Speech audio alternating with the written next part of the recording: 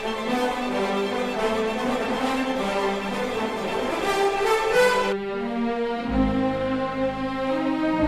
back, friends. We are at we've just finished off with verses 8 and 9. Micah was kind to read them to us. And so we're looking at a Schofield reference to Isaiah 2:4. And he shall judge among the nations and shall rebuke many people. And they shall beat their swords into plowshares and their spears into pruning hooks. Nation shall not lift up sword against a nation, neither shall they learn war anymore. Yeah. Yes.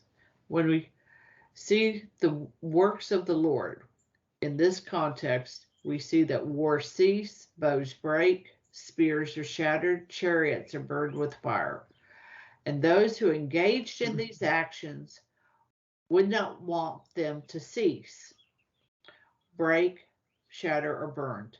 It would be a desolation to them and to the people of God as the cleanup was going on. So there was this, as he wrought desolations in the earth. Well, some people really do like war. Let's just be honest. For a variety of reasons. And so for them, it is a desolation when the wars are ceased and the bows are broken and so forth and so on. Absolutely. Verse 10, please. Here you go. Be still and know that I am God. I will be exalted among the nations. I will be exalted in the earth.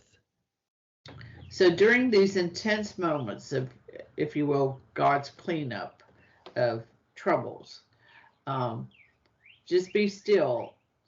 Keep your eyes on the Lord, like the lamb keeps his eyes on the loving shepherd. Remember his mighty acts of the past, that he is above the nations, he's above the earth, whether it's politics in the kingdom of man or natural calamities in the kingdom of nature. And I should have had the third one here. I don't have it yet in my notes. Or if we're talking about principalities and powers of the evil one, he's above that as well. Man, nature, and the spiritual realm. Yes. Verse 11. The Lord of hosts is with us. The God of Jacob is our fortress. Emmanuel, God is with us, God of Jacob, which is a past, a present, and future. Selah. So let's talk just briefly about when we see this word Lord in all caps, L-O-R-D, which we see in verse 11. That is a stand-in for the tetragram YHWH, Yahweh. Yeah. That's a personal name. And it's so holy. Adonai, Lord, is used instead in spoken Hebrew and in written text. Lord, capital L-O-R-D in all caps, appears more than 6,000 times in the Old Testament. And it is that aspect of God that is used to create man in Genesis 2 in a covenant relationship. So it is Lord Adonai, that's the proper name of God, and it has more of a personal covenantal aspect to it. Elohim, that's the second one that we see that used for God in Genesis 1. He's a supreme deity, all powerful. He's calling the cosmos into being throughout that chapter, right? So you have, again, there's a bit, for me, a little bit of lion and lamb, power and love, the cosmos, and then man and relationship.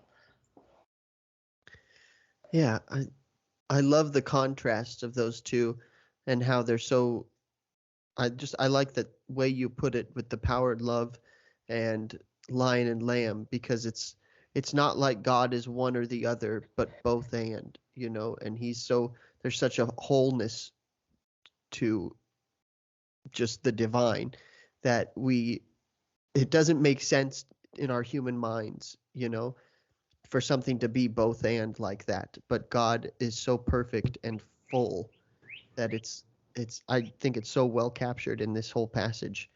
And so I love that correlation you made. Thank you. It is. It is marvelous. Hmm. So, my friends, personal application, right?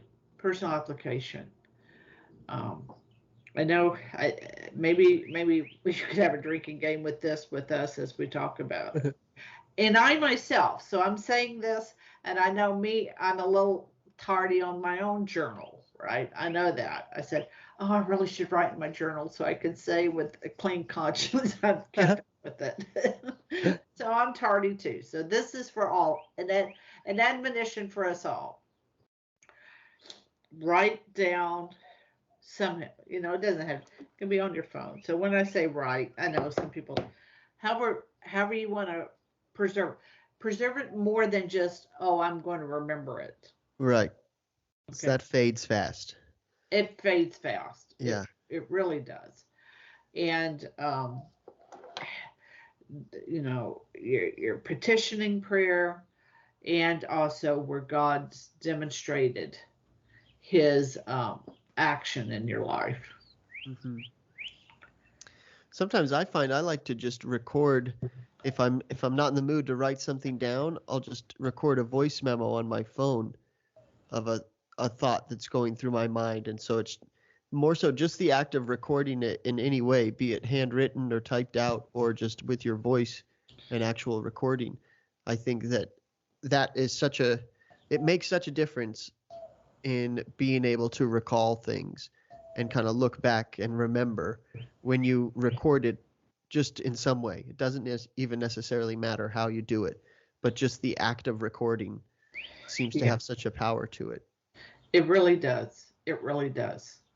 And that's how we can trust that God will give retribution to the evildoers and that he will break their bows, right?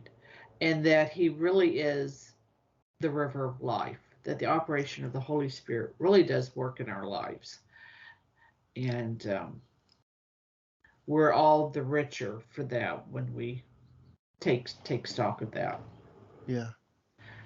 It makes me think of a Louis Armstrong song. It's like an old spiritual, and it's ain't gonna study war no more. And he talks about going down to the river and laying down his sword and shield. And he ain't gonna study war no more because the Lord has saved him from that, And I just think it's so crucial, and it's so heartbreaking how long it takes humanity to participate in this destruction of our worldly weapons, and freedom from being oppressed and being the oppressor a lot of times. Yeah, that's right. It is. It is. It is indeed. It is indeed. All right, my friends. That rounds out Psalm 46. Take it up. Take it into your prayer. And till the next time, Fides et Ratio.